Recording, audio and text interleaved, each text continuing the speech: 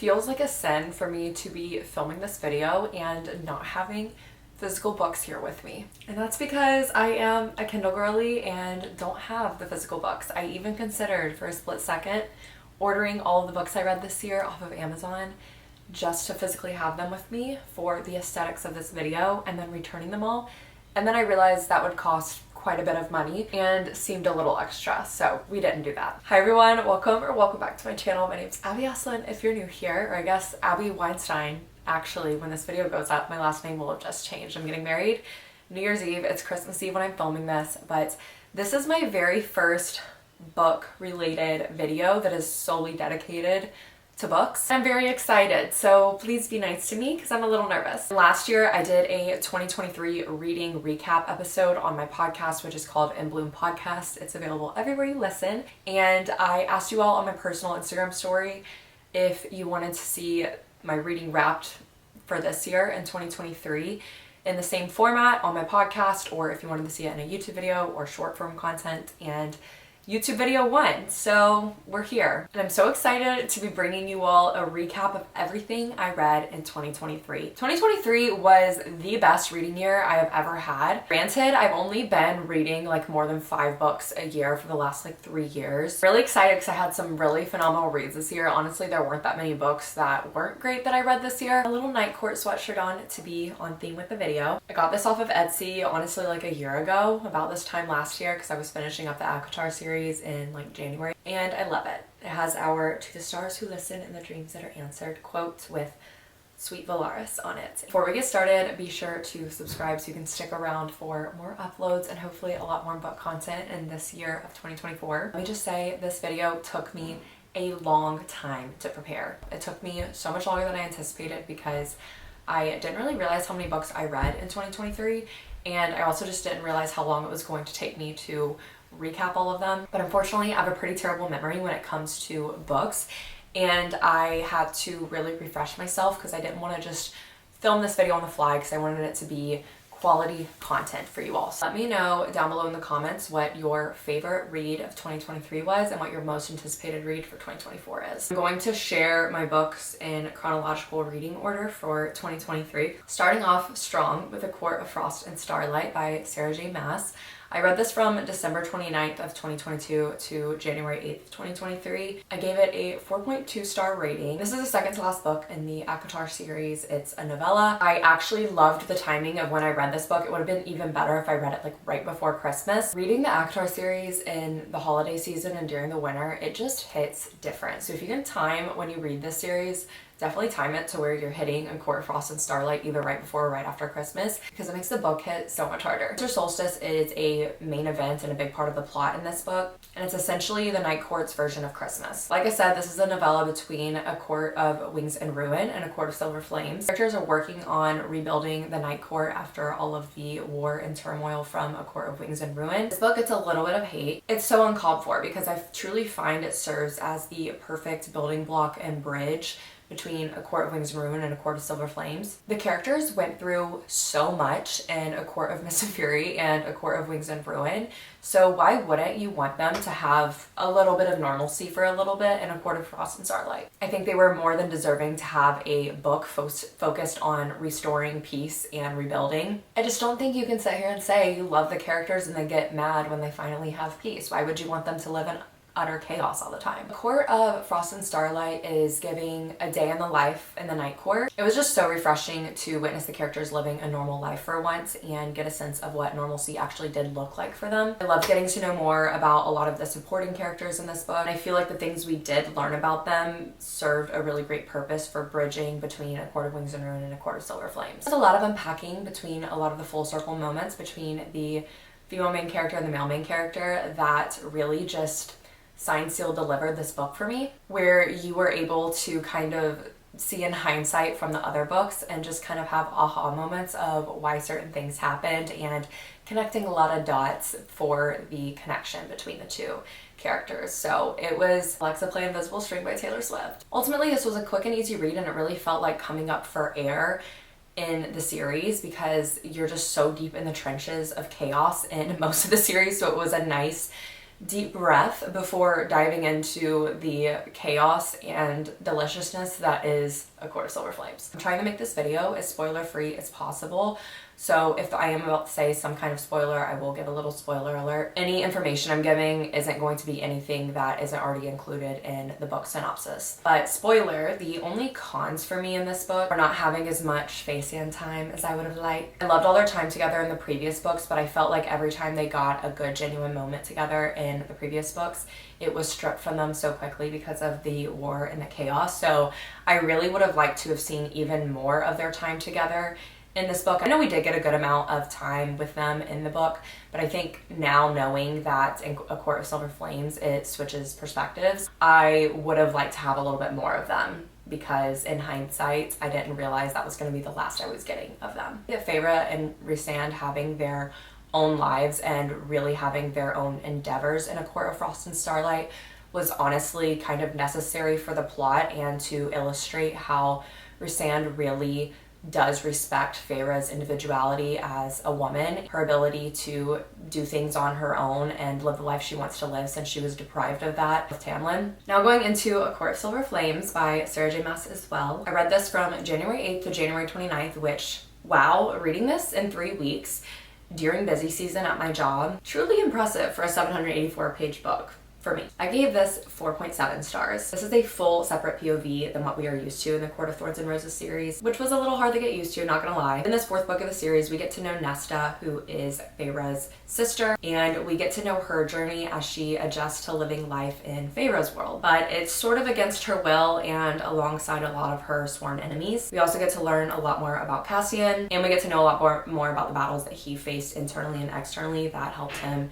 grow into the man he is today. The Human Queens have formed an alliance, which is a huge threat to the Night Court and beyond. The flicker of peace that the group experienced in A Court of Frost and Starlight is now being threatened by this alliance. We've got a lot of character development in this book. Really love the enemies to lovers and found family tropes in this book especially. They go hard, and honestly those are 2 of my favorite tropes. There's a lot of action, there's a lot of smut, and as despicable as Nesta can be in this book, character development for her, for Cassian, for even the eventual friends that Nesta makes, it is so powerful. And as much as I hate to say it, Nesta's self-deprecation and self-sabotage is relatable in aspects, even though it was super annoying at times. It's because it was really frustrating to watch her destroy her own happiness and the happiness of others around her. But with what she had went through, a lot of her self-deprecation and her self-sabotage was slightly understandable, but at times it was overkill. Only cons I have for this book were that it truly is long. That's necessarily a con. You have to deal with a lot of the strenuous and occasionally annoying process of Nesta's character developing. But oh my gosh, is it worth the wait, because the end of this book is just chef's kiss. And you will have the worst book hangover of your life after you finish this book. So happy reading, as you'll realize you're done with the series for what's been published so far. 3rd is The Things We Leave Unfinished by Rebecca Yarros. I read this from January 30th to February 22nd, and I gave it 4.4 stars out of 5. I feel like nobody really talks about this book. I feel like I saw little blips of it on TikTok at the beginning of the year, but it didn't really ever have a strong moment, or maybe I just missed the moment. And I guess it's because of Fourth Wing, which I have not read, because this author wrote Fourth Wing and Iron Flame.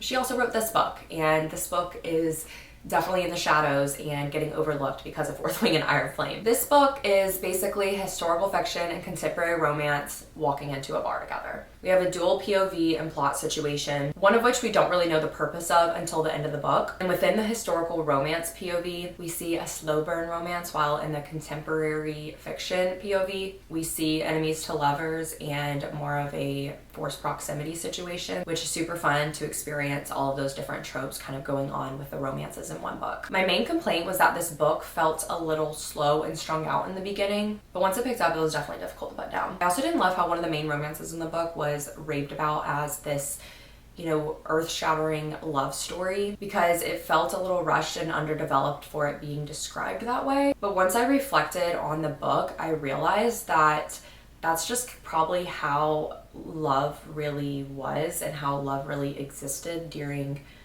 the wars in the past. It's just more of a realistic depiction of love during war because it's rushed, full of passion. You never know when you're going to see that person again or if they're even going to make it home that evening. So you kind of just dive into it hard and fast, which makes it feel rushed and underdeveloped, but that's truly just the nature of how love worked during war. It never really has a chance to fully develop into what it could be. There's not a ton of spice in this book, but there is obviously some sweet romances, but there is some spice. It's just not like the spiciest book ever by any means. But if you enjoy an unanticipated plot twist, you will love this book. I definitely knew there was going to be some sort of twist, but I had no idea to what level that twist would be and when it would be coming. I actually felt much better about this book once the plot twist happened than I would have felt had the plot twist not happened. Fourth, we have Daisy Jones and the Six by Taylor Jenkins Reid. I read this from March 13th to April 1st, and I gave it 4 stars, flat 4 stars out of 5. This book features the rise to stardom of a 1970s rock band and their lead singer, Daisy Jones. The band split up, and the reason why is a mystery to everyone. So this book is written in interview format, which is very different, and it allows for the real reason of the band split to be introduced very organically. Daisy Jones has basically built this reputation for herself in Los Angeles with, the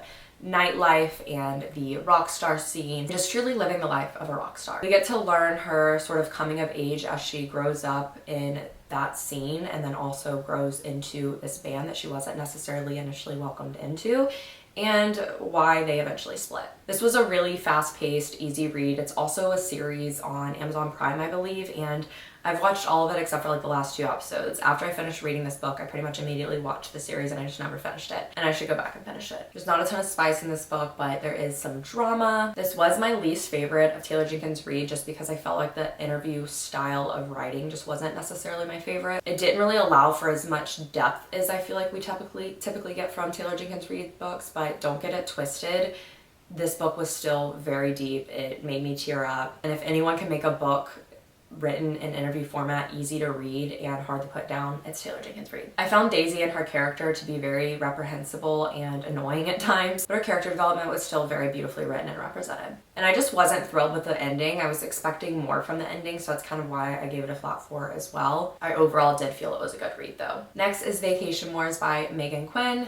I read the actual copy of this book because I received it in PR, which was super cool. I read it in April and May, I believe, and it was a great summer read to sit by the pool, sit by the beach, that whole vibe, and I gave it 3.8 stars out of 5. This is about 2 twin sisters and their childhood best friends going to a resort in Greece for one last hurrah before one of the twin sisters gets married. The resort they stay at, they have visited annually as a family and have kind of seen the same people there year over year since they've visited it as a summer vacation spot. One of the twins is painfully awkward, like physically cringeworthy over some of the descriptions of her and the things she does. And she eventually finds her confidence in the book, but we really get to see a lot of character development with her throughout the book. And then the other twin is someone that sort of seems to have it all and is the struggle in silence type. Awkward twin runs into her childhood crush at the resort while they're there.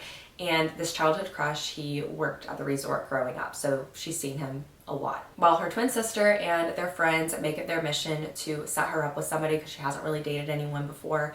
So they are really going to extremes to get her somebody to date. But she has run into her childhood crush and they are now communicating, but she can't admit it and doesn't want to share it to ruin it with her twin sister and her childhood friends. So she's keeping it a secret and she's trying to avoid having to go on dates with people that she doesn't care about. But her sister and her childhood friends take it really far, and then she doesn't let them walk all over her and she starts to play back, hence the name Vacation Wars. And the friend group has a friendship contract that they've had in place since high school, and it sort of leads to there being a lot of very immature moments for 30-year-olds in the book. There were a lot of relatable aspects in this book, which I appreciated. Just dealing with working as an adult and friendships growing apart, the awkwardness of your first crush and pursuing that, dealing with family struggles and a lot more. The humor wasn't necessarily my cup of tea because it was overboard cheesiness in a way, but I did laugh out loud at times for sure. It was pretty spicy. I really loved the development of the romance in this book. I loved the male main main character so much, and I really love to see how the couple really helps each other grow into stronger and better people individually. The ending was really great, and despite the cringe moments, it was still a really great summer read. Next is November 9th by Colleen Hoover. Don't attack me or come for me. My mom practically shoved this book down my throat when I was visiting home during the summer. She had just finished reading it and she was like, you have to read it. It's so good. You have to read it. And I was like, okay, fine. Which I've read several of Colleen Hoover's books before, but I haven't really read anything since the first couple I read by her, and I gave this a 3-star out of 5 rating. And don't get me wrong, it was an easy read. Like, I could get through it really quickly, really easily, but it wasn't necessarily a book that left an impact on me, and there were some aspects of it that kind of creeped me out a little bit. Fallon is a girl who faced a lot of tragedies at a young age, and she meets Ben, who is an aspiring novelist, the day before she plans to move across the country. And she's really looking for a fresh start, but Ben spends a day with her and really realizes that she is the muse for his novel that he's wanting to write. After spending the day together and having a great time, they agree to meet every November 9th annually so that they can spend time with one another. So they live their individual lives separately every year and then come together on November 9th for just one day. Fallon eventually starts having suspicions about Ben as they get to know each other more and more, and she starts to uncover a really terrifying truth.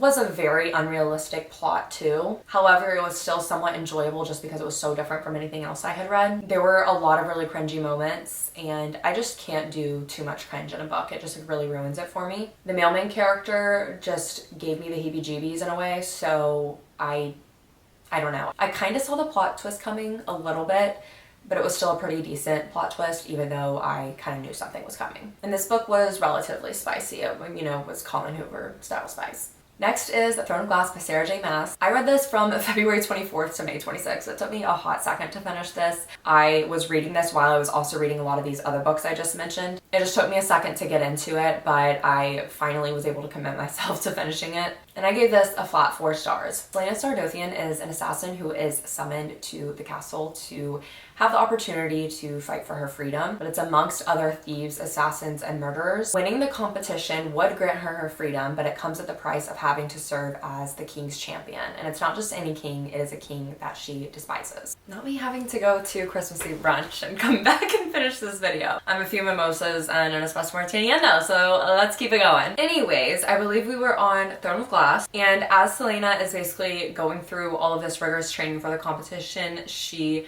really gets a little bit closer with the captain of the guard and with the king's son as well. Befriends a princess from another country, really making herself at home in the castle. At night, there is some extreme murdering going on, and it's really posing a threat to her existence and her being able to get her freedom. And not only is it just casual murders, it's these extremely malicious, gory murders that are happening specifically to a lot of the competitors in the contest to be the king's champion. Obviously, she's feeling a little threatened. Obviously, if you can't tell, I'm reading this book in the romantic/emotional reading order, and I am not really gonna give a strong opinion on the order I chose until I finish the series, because I feel like it only makes sense to do so once I'm done with the series. But with this being the first book in the series I read, I did feel very compelled to keep reading the series and keep going.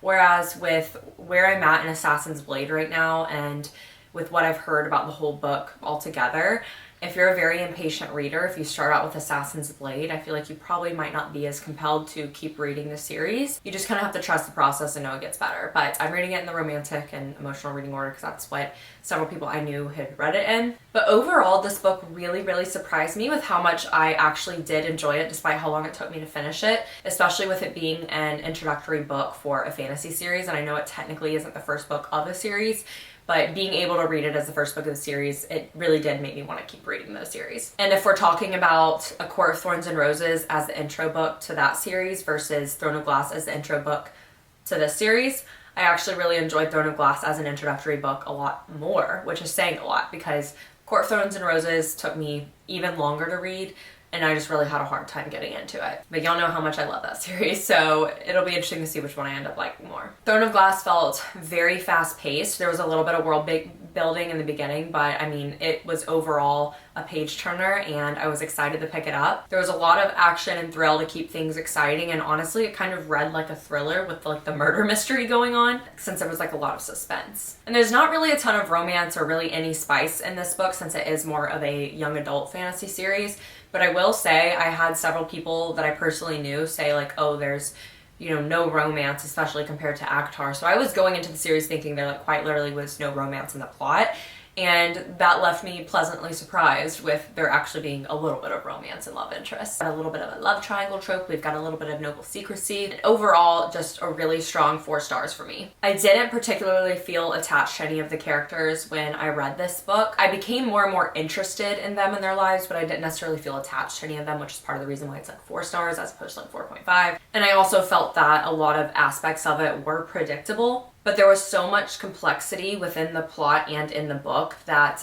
it sort of didn't make me dwell on the fact that it was predictable, if that makes sense. Next we have Meet Me at the Lake by Carly Fortune. I read this from May 30th to June 7th. May, June, and July were great reading months for me. I was just like getting through the books like it was my job. I don't know what I rated this, but I want to say I gave it like a 4.1, 4.2. But I was so nervous to read this because I had several friends who read it before I did and they were very underwhelmed by it, especially when comparing it to Every Summer After, which was Carly Fortune's big novel last year. But isn't it the best thing ever when you're late to the party for a book, so you have these extremely low expectations, and then you read it and it ends up being so much better than what you thought because of those low expectations you went into it with? Truly the best, except it's literally the worst when it's the other way around and something's overhyped. I was really confused in the first few chapters of this book because the cover was so similar to Every Summer After, and I thought that Meet Me at the Lake was tied to Every Summer After. So I'm reading the first like chapter and I'm just like, I don't remember any of these characters. Who are these people? Is my book memory this terrible?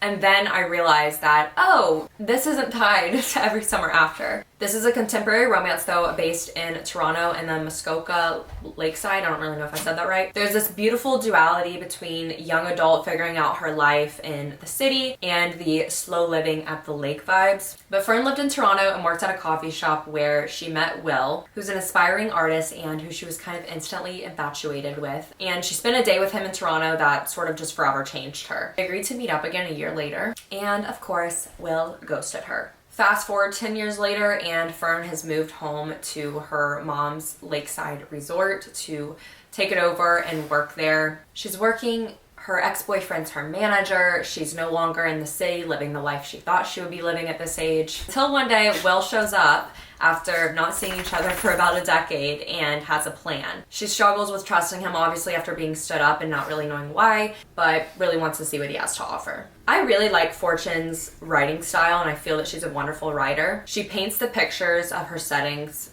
just impeccably. Really love her descriptive language. I really feel like I'm there in the places that she's describing. And I just get the best vibes reading her books. Like I feel like I'm all cozy at the lake during the summer. We deal with right person and wrong timing and second chance romance, which are 2 tropes that I typically get very emotionally invested in. And although aspects of the plot were unrealistic, I did feel that a lot of the main characters' struggles were relatable, such as clinging to the safe and predictable thing in your 20s versus chasing your dreams, getting stuck in that in-between limbo of accepting that you no longer want what you once wanted for yourself and giving yourself the permission to want something new. I wrote this specifically in my review on Goodreads and I said, we feel so glued to the decisions we've made sacrifices for as young adults, and this story gave me hope for changing your mind. That's one sentence that kind of summarizes how this book made me feel. And although some of the female main character Fern's choices were questionable, that's not reason enough for me to like dock the rating of the book because she's a human just like we all are, making mistakes, and after all it is fiction.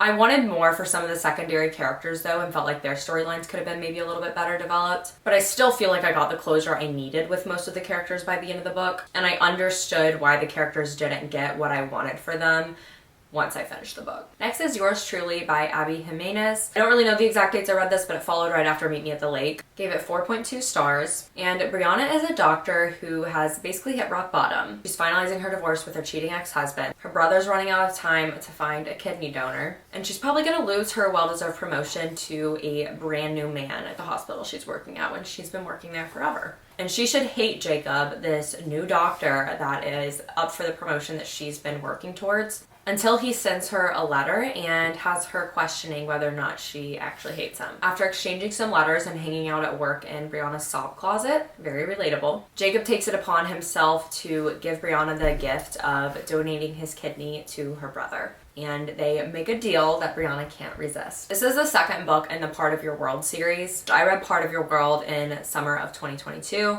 I actually enjoyed Part of Your World more, but I still did really enjoy this book. I really loved the character development, and I felt that dealing with anxiety was represented very, very well with the male main character in this book, and I really liked that we got to see it from the male perspective, because I do feel like that's something that's not really shown in books a lot. I also felt that Brianna's struggle with self-sabotage as a coping mechanism to try and keep things in her control was very relatable. I loved the slow burn in this, the enemies to lovers, and the found family. One thing about me is that I hate the miscommunication trope in books so much. There are very few times where it can happen and I can deal with it without it impacting my overall feelings and rating of the book. And this was one of the books where the miscommunication really drove me nuts, because I hate when it ruins the characters' opportunity to be happy together, especially when it's taking like so much of the book to resolve it and they're kind of robbing their own happiness by not communicating like grown adults. And authors just try too hard to make their characters quirky and different, and it just becomes kind of like that's so over the top. And there were definitely some just jokes and traits with the characters that I felt were just a little bit over the top. Next was Happy Place by Emily Henry. I read this in about a week, I believe, and I gave it 4.5 stars. I actually read most of it on the road trip from Texas to Florida. Harriet and Wynn are a picture perfect couple, except for the fact that they actually broke up 5 months ago and they haven't told any of their closest friends, and now they are going to their happy place, which is a cottage in Maine, to spend their annual summer trip with all of their closest friends. Not only are they spending it there, they're obviously sharing a room together since everyone assumes they're still dating. So they pretend to still be a couple on this vacation so they don't have to break their friends' hearts. I think this was my favorite Emily Henry book out of what I've read. I've only read People We Meet on Vacation, Book Lovers, and Happy Place. I really did not care for People We Meet on Vacation very much at all. I did really like Book Lovers, but I did just love the overall feel and the way that this book just really hit home with me, so that's why I feel like Happy Place was better. But this was just a really great summer read with a very wholesome ending. It made me cry and just kind of like just stop in my tracks and be like, what is life? The storyline develops really well. I loved getting to know all of the different characters. There were flashback scenes, and each of the struggles that all the characters faced were very real and relatable. I felt physically ill over how relatable a lot of the characters were in this, though. It just felt like Emily Henry was plucking thoughts from my own brain at times. Just all of the thoughts and feelings that come with growing up, getting older, outgrowing friendships, outgrowing relationships, watching everything around you change. This one would have been a solid 5 for me if there wasn't a lack of communication between the main characters, which, as y'all know from me just saying it, I hate that. I really loved how strong the friendships were in this book and how they weren't neglected in the storyline. Then we have Same Time Next Summer by Annabelle Monaghan. I think that's how you say her last name. I read this from June 17th to June 20th, and this was a 5 out of 5 for me, and I know I lie in the minority when I say that. This book made me think of the song Washington Lilacs by Zach Bryan, if that tells you literally anything. Anytime the beach is involved in a setting in a book, it automatically gets a baseline 3 stars for me, because the role the beach has played in my own life and the sentimental value it holds for me is so strong that anytime I have it in a book, I'm automatically going to feel more connected to that book. And then if you add surfing into the mix too, we're already bumping it up to like 3.5 at that point, and surfing was also in this book. Not that it played a huge role in it, but it was there. Sam is a 30-year-old risk-averse creative who puts herself in a box to create as many predictable outcomes as possible in an attempt to have some sort of feeling of control over her life. From the outside looking in, her life is truly picture perfect. She's engaged to a doctor, she lives in New York City, she has a great job, she lives a very structured and routine life. She's heading back home to her family's beach house that she grew up going to in Long Island to look at a potential wedding venue with her fiance. Everything's going great at the beach house until she realizes that Wyatt is next door at his beach house, and of course this is her first love and her childhood crush. The nostalgia of being back in the beach town, back at her family's beach house, seeing Wyatt is a lot for her to handle, and she's reminiscing on all of her memories with Wyatt and who she is as a person really at this point now that she's grown up, she's an adult, and she's moved away and moved on from the life that she used to live here. We have flashbacks and we go back and forth on the timeline in this book, and I felt that it was done really well. I really equally enjoyed the present and the past. And this is more of a young adult romance, but it's still very captivating and very heart-wrenching. The imagery in this was truly just so powerful. I felt the childlike joy of being in the water at the beach and the freedom found in just escaping to the beach to escape your own reality, because I know that feeling all too well. The descriptive language used for the key life events and experiences was so powerful. Monaghan perfectly captured the feeling of that free fall that first love is, where it's the biggest risk you've really taken at that point in your life so far, and the seemingly world-ending heartbreak that follows it when our hearts get crushed and our souls get crushed. It shapes our identity going forward. She articulates the struggle of growing up and knowing so much has changed, but feeling as though nothing has really changed at the same time so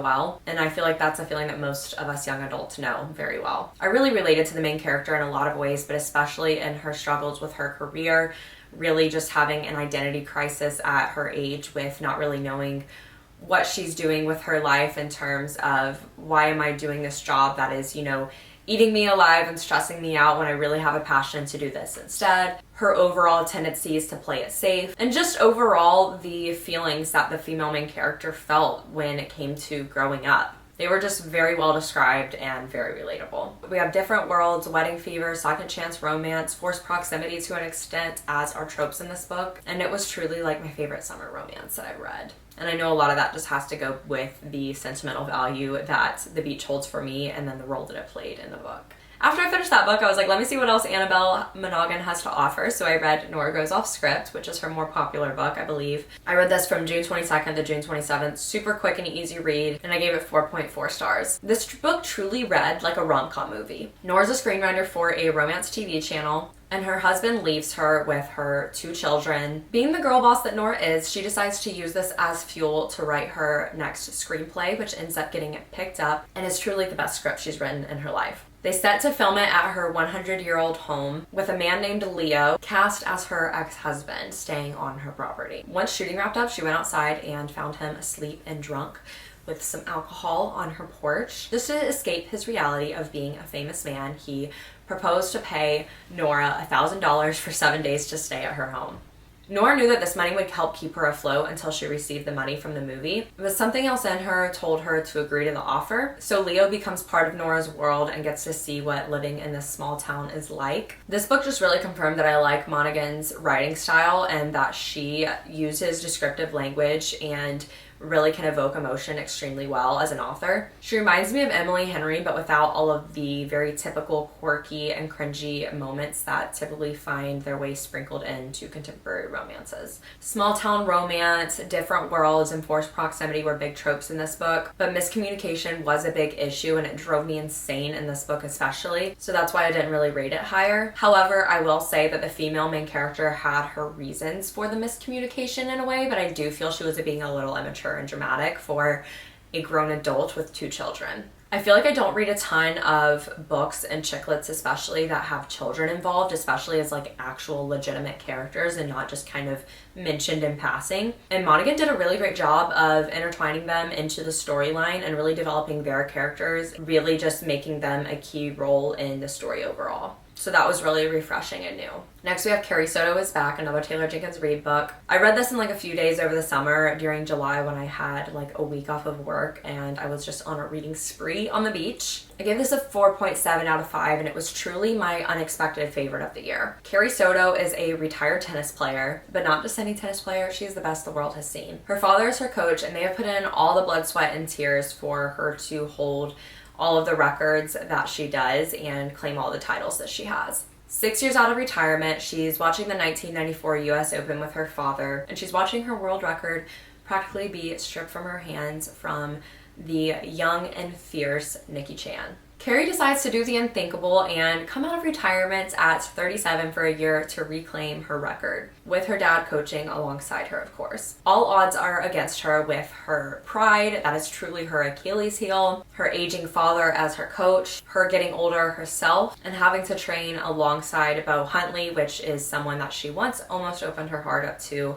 long ago. This book truly keeps you engaged throughout and is such a page turner and a very powerful story. It goes back and forth between present and future, and it's just laced with adrenaline, if I'm being honest. The fact that I was so invested in it and found myself itching to pick the book up when I wasn't reading it, even though it's basically all about tennis, says a lot. Because I know next to nothing about tennis, just the bare minimum, if that. Ultimately, Carrie Soto is a very unlikable heroine in this book, but the way that Taylor Jenkins Reid writes her heroines makes it really hard not to find yourself rooting for them, even with their unlikable traits. And you just get really invested in them and their journey. I really just felt so emotionally invested in this book, and I felt that it really depicted the double-edged sword that comes with perfectionism and just sort of having a natural high ambition. It can truly be a catalyst for all of your goals and make you unstoppable, but at the same time, it can be your downfall and be oppressive at the end of the day. This book really made me cry, and the character development in it was just out of this world for both like the main and supporting characters. And I ended the book wanting more because of how well it was written. I was really upset when it was over. But with that being said, I truly felt closure with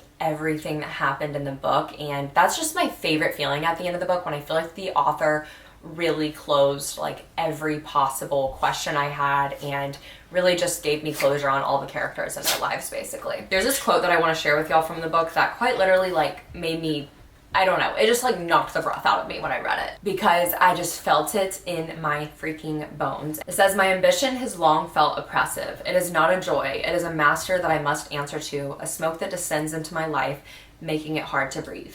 It is only my discipline, my willingness to push myself harder, that has been my way through." Oh my gosh. Describing ambition as feeling oppressive is just something that I've never heard before, but it just describes something that I've struggled with for so long. Once I read that book, I was like, I need another Taylor Jenkins Reid book now. So what did I do? I picked up One True Loves, and I don't know what I rated this, but I think it was like around the 4.3 or so. Emma marries her high school sweetheart Jesse in her 20s and builds a life with him. They travel the world together and they're living it up. And on their 1-year anniversary, he is in a helicopter over the ocean, and the helicopter goes down and he's missing. So Emma quits her job, moves back home, and is working at her family bookstore, which she swore she would never do, and is really just doing this to be close to family to help her heal and move on. Now that she's in her 30s, she runs into an old friend, Sam, and finds herself considering the possibility of falling in love again. Emma and Sam get engaged. She finally feels like she's ready to move on, until Jesse's found, and he's alive, and he's been trying to get to her all of these years, while she's been doing everything in her power to move on from that past and allow herself to feel happiness and love again. Now she's stuck having to make a decision about who she is and what she wants her life to look like and what makes her truly happy and who she wants to be with. And she knows someone's gonna get hurt, but she's still trying to protect who she loves. This was honestly a very heartbreaking book with an unrealistic and interesting plot. Quite the pickle of a love triangle that not many people ever find themselves coming across. Taylor Jenkins Reid really made it feel like I was inside of Emma's brain, sort of dissecting everything and working through every hardship and making every decision with her. I was so nervous about how the love triangle was going to play out, but it was truly so well done. And in fact, I found myself constantly going back and forth between who I wanted Emma to be with, which I feel like is a true testament to how well the love triangle was done, considering that I wasn't, shipping her with one particular person the whole time at all. Like, I was definitely bouncing back and forth. Each of the love interests sort of had their reasonings that I didn't necessarily want them for her, but I constantly found myself sympathizing with both of them. The ending had me sobbing. It was truly just one of those books that just sucker punches you right in the gut. I struggled to put it down because I just got so emotionally invested, and there's just that anticipation of knowing someone's gonna get hurt that makes it really hard to stop reading as well. But overall, it was a really great book and one of those books that just kind of leaves you pondering the meaning of life afterwards. Next we have Love Theoretically by Ali Hazelwood. I read this from June 30th to July 24th, and I gave it 4.5 stars, and honestly I would have read this book so much more quickly if I wasn't really busy at work during this time, because I freaking loved it. Definitely one of my favorites of the year. Elsie lives many lives. She's an adjunct thermodynamics professor by day and offering services as a fake girlfriend by night. Jack is the older brother of Elsie's longtime client, her favorite client in fact, and conveniently is also the physicist who basically is standing between her and the job that she wants to get a tenure position, and is also the man that absolutely destroyed the reputation of those in her field. Jack realizes Elsie isn't who she says she is and becomes really invested in figuring out who she is and what she's doing. This was a very academic book that I didn't necessarily expect to love, especially because science is just like my least favorite subject. I can't stand it. And I didn't understand practically any of the scientific references, but it didn't bother me at all in the book. And it wasn't necessarily something that impacted how I felt about the book. I was giggling and kicking my feet while I was reading this, let me tell you. I think this was my favorite couple of the year from all of the chick lits and contemporary romances I read because I just ate the romance up. I also just found Elsie's people-pleasing tendencies and her need to sort of just live different lives for different people very relatable. One specific quote that really struck a chord in me was, "But I can't remember a single moment in the past 2 decades in which I wasn't context dependent, in which I didn't feel the need to cut myself into pieces, serve the one I thought others would want on a silver platter."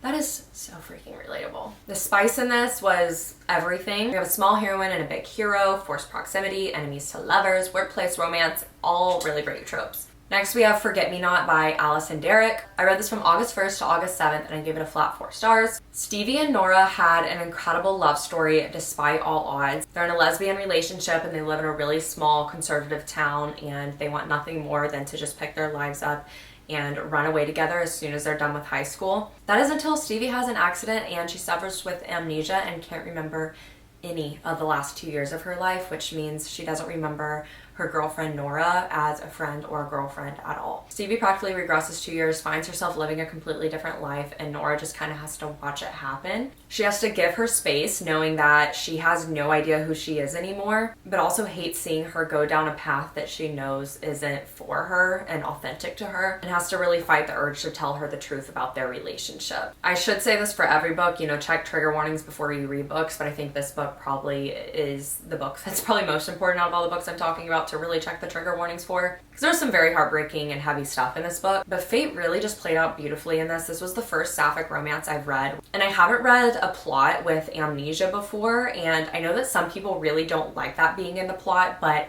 I felt that it was really well done in this book. But overall, it was a very short and sweet and touching read while still being very deep and heartbreaking at the same time. The ending was great and amazing, and I was really nervous about the ending as I was reading the book, but it actually ended really, really well and it had me sobbing.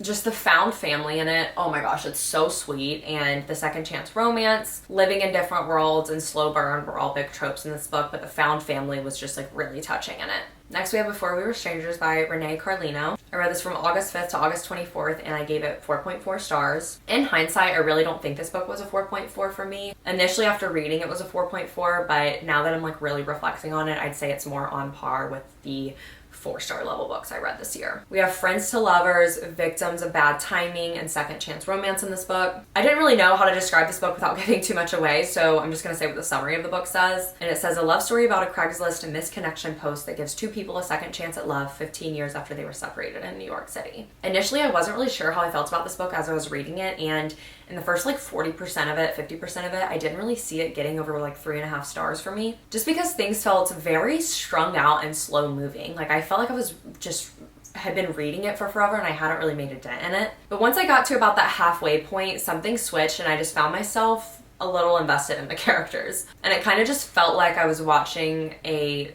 2000s chick flick at times. I felt that Carlino did a good job of maintaining authenticity to the time periods in the book though, just with like the fashion, the music, and the technology, especially given the fact that it covers like a 15-year time span in the book. While there was miscommunication as part of this plot, they do serve a larger role in the story. I love second chance romance and it really left me feeling gutted at times in this book. There were a lot of heavy topics that really just made you feel things even deeper, but there were also just struggles in this book that just made the book book feel very real. There were some questionable moments that the female main character and the male main character both had, and I didn't love a few scenes, but overall I really loved their romance and how real it was. And I just felt that the romance in this book was a great representation of the struggles you go through with dating in college and then, you know, becoming adults and then establishing your life and still trying to figure things out. And how difficult it can be to navigate your selfish years, especially when you fall in love with someone. And this book definitely sits with you after you finish it and as you're kind of reading it, once you get to that halfway point.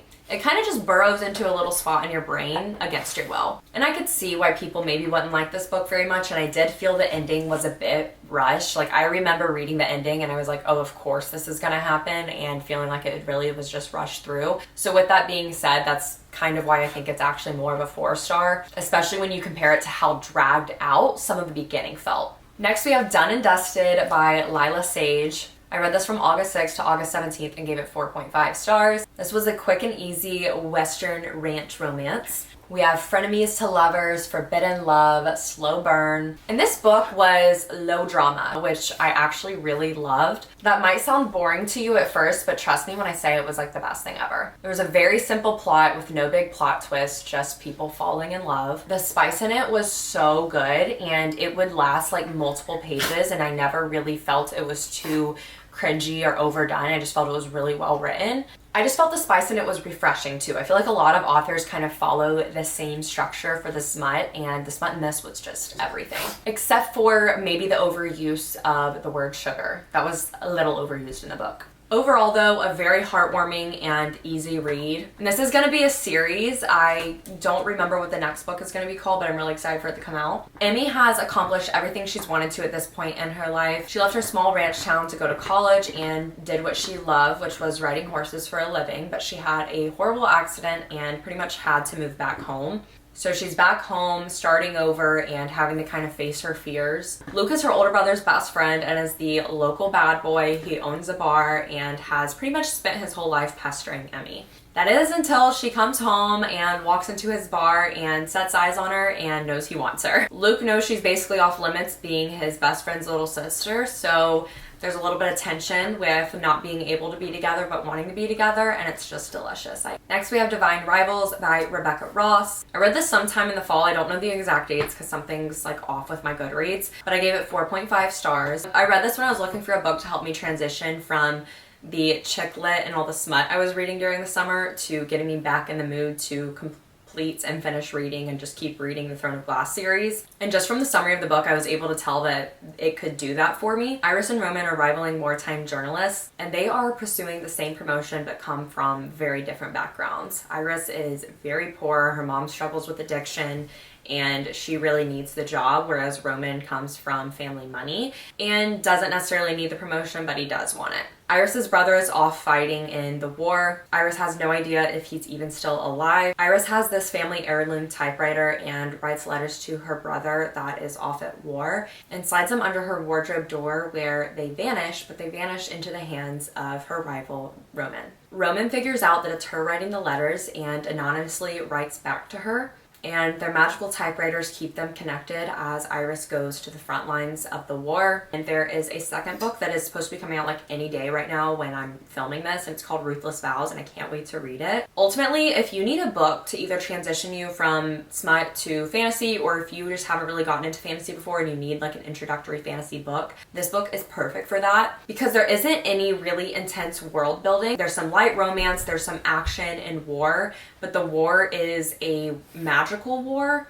and the fantasy is mainly elements of magic. Overall, I found Iris and Roman to both just be such enjoyable main characters. I felt that the class differences were depicted very well, and the academic rival narrative was just so enjoyable. Character development was incredible, and the found family and enemies to lovers, I just ate it up in this book. I felt that their romance was a little rushed, but back to my point that I made with The Things We Leave Unfinished, it's wartime, so it's gonna be rushed. I was still on the edge of my seat at times and really just finding myself turning the pages as quickly as I could. But ultimately it took me a lot longer to finish reading this book than I wanted it to and than I anticipated, just because I was really busy at work.